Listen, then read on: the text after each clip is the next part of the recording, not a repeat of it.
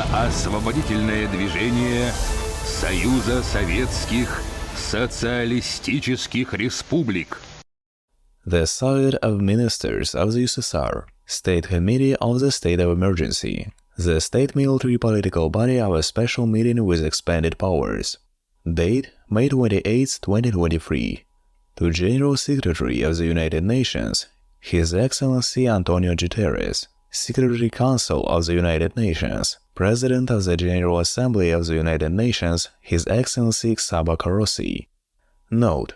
we hereby express our respect to you and inform you of the following historical fact. The great sovereign country of the Union of Soviet Socialist Republics in the period from 1949 to 1945 waged a protective and liberation war against the world aggressor of the international criminal community, based on an extremist, neo-fascist terrorist ideology, directed against the sovereignties of all countries of the world, and producing genocide of all clans, tribes, and nations of the world, destroying all rights, freedom of choice, and self-determination in the development of the future of all countries and nations of the world. Nazi Germany was the center of the world aggression and terrorism. In their monstrous crimes and perverted anti-human ambitions, the fascists have repeatedly suppressed such a definition as tyranny in the process of seizing independent European countries, building concentration camps and carrying out mass genocide of the people of the world. After fascist Germany captured almost all independent European countries in a fairly short period of time, committing massacres of civilians and systematically producing a mass genocide of allied mankind as a terrorist of European countries, on June 22, 1941, at exactly 4 a.m. Moscow time, the world aggressor represented by fascist Germany attacked the multinational sovereign country, the Union of Soviet Socialist Republics. From 1941 to 1945, the great sovereign country, the Union of Soviet Socialist Republics, is great multinational, united, sovereign Soviet people defended the sovereign territory and sovereign citizens of the great sovereign country, the Union of Soviet Socialist Republics, and later carried out the liberation of all those taken and captured by Nazi European countries. More than 56 million sovereign citizens of the great sovereign country, the Union of Soviet Socialist Republics, were criminally killed by world aggressors. Among them, more than 8 million military men of the Union of Soviet Socialist Republics died heroically, defending and liberating their great motherland, the Union of Soviet Socialist Republics, and the occupied European countries. On the night of May from 7 to 8, 1945, Nazi Germany signed an act of unconditional surrender of the armed terrorist forces of the world aggressor, represented by the Nazi Germany to the great sovereign country, the Union of Soviet Socialist Republics. Thereby the great sovereign country, the Union of Soviet Socialist Republics, and its great, united, sovereign Soviet people won the great world victory over the world aggressor and proclaimed peace in the world. We remind you that the so-called allies of the Union of Soviet Socialist Republics joined the great liberator country, the Union of Soviet Socialist Republics, only at the end of the 4-year ruthless war, when the superiority and inevitable victory of the Union of Soviet Socialist Republics became obvious to everyone. In 1945, the great leader of the Soviet people, General Secretary of the CPSU Central Committee and Supreme Commander of the Liberation Soviet Army and Navy of the Union of Soviet Socialist Republics, Joseph Vissarionovich Stalin, received the world title of Generalissimo. The great country of the winner and liberator in the Second World War, the Union of Soviet Socialist Republics, is the initiator and general founder of the United Nations as an international platform for discussion and decision-making in the areas between clans, tribes, nations and countries of the world through diplomacy and achievement of international agreements. The main goals of the United Nations were to resolve any problems and emerging conflicts at the international level through diplomatic peaceful means, to prevent wars, and to make decisions to suppress future alleged occurrences of international aggression. Also, the United Nations organization was obliged to observe and protect the rights and freedom of people, clans, tribes, nations, and countries that are members of the United Nations. One of the main symbols of international relations in the world was the lofty thesis, peace to world. proclaimed by the General Founder of the United Nations, namely the Great Sovereign Country, the Union of Socialist Republics. We hereby remind you that the several countries are included in the founding treaty establishing the United Nations. The Great Sovereign Country, the winner of the Second World War, the Union of Socialist Republics, has the largest share in the founding treaty and the maximum number of seats, namely 5 seats of a permanent member of the United Nations Security Council, with the right to declare veto. The remaining 6 seats of permanent members of the United Nations Security Council were distributed among countries such as the United Kingdom of Great Britain, the United States of America, the Republic of Taiwan, as later proclaimed the PRC, and France.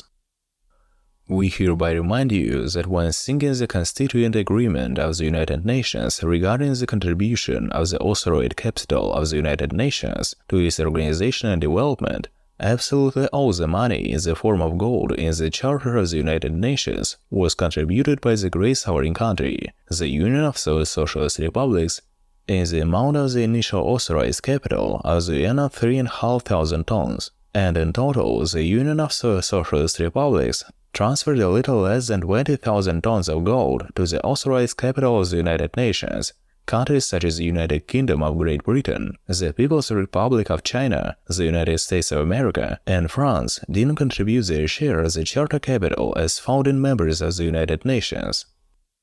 The Union of Socialist Republics contributed the entire amount to the authorized capital of the United Nations for all the founders, and the remaining founders represented by the United Kingdom of Great Britain, the People's Republic of China, the United States of America, and France assumed obligations to repay the debt to contribute their shares to the authorized capital to Union of Socialist Republics within 50 years with very large interest. Therefore, the above countries had to fulfill their obligations to contribute their shares in the authorized capital of the following agreement of the United Nations to the Union of Socialist Republics until 24th of October 1995. We repeat that the sovereign country is the Union of Socialist Republics, being the general founder of the United Nations, made a 100% contribution to the founding capital of the United Nations, agreeing to accept obligations from the partner countries, co-founders of the United Nations. The partner countries such as the United Kingdom of Great Britain, the People's Republic of China, the United States of America, and France, as a binding legal act for the payment of their shares in the authorized capital of the United Nations to the Union of Socialist Republics. We hereby confirm that since the establishment of the United Nations until today, the founding countries of the United Nations represented by the United Kingdom of Great Britain, the People's Republic of China, the United States of America, and France haven't yet fulfilled their obligations to contribute to the statutory fund of the United Nations to the Union of Socialist Republics. By the right of the sovereign, on the basis of the norms of international law, on the basis of the above fact, on the failure to fulfill unconditional obligations by the country's co-founders, the United Nations represented by the United Kingdom of Great Britain, the People's Republic of China, the United States of America, and France, the Great Sovereign Country, the Union of Socialist Republics, declares the legal fact of absolute possession as the general founder of the entire nations and all its structural divisions.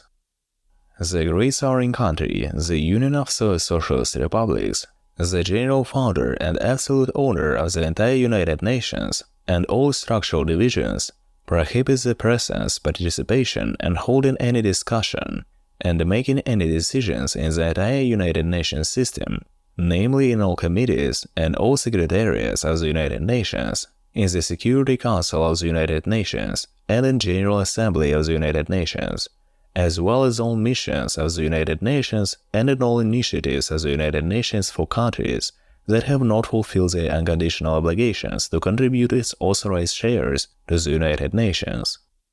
The ban is imposed on such countries as the United Kingdom of Great Britain, the People's Republic of China, the United States of America, France, Israel, and their representatives, as well as on countries that support neo-fascist ideology. From the moment of signing this note, the Security Council of the United Nations is fully controlled by the general founder and the absolute owner of the United Nations and all structural divisions, the Great Sovereign Country, the Union of Soviet Socialist Republics, represented by the Supreme State Authority of the Union of Soviet Socialist Republics, the State Committee on the State of Emergency of the Union of Soviet Socialist Republics, headed by the Chairman of the SCSE of the USSR Army, Boris Khatimovich Setushev, Commissioner of the SCSE of the USSR, Lieutenant General Arseny Stanislavovich Chernomorov, as Secretary of the SCSE of the USSR, Major General Irina Alexeyevna Gorbacheva. This note establishes a ban on the use of any types of assets and funds generated by the Union of Soviet Socialist Republics in international trusts, international funds, including funds intended to combat the pandemic and any other world problems. This note has the supreme legal status of the Supreme Legislative Sovereign Act of the Great Sovereign Country, the Union of Soviet Socialist Republics. Chairman of the State Emergency Committee, B.H. Setushev. Commissioner of the State Emergency Committee, A.S. Chernomorov. Secretary of the State Emergency Committee, I. Gorbacheva. Om. Народно-освободительное движение Союза Советских Социалистических Республик.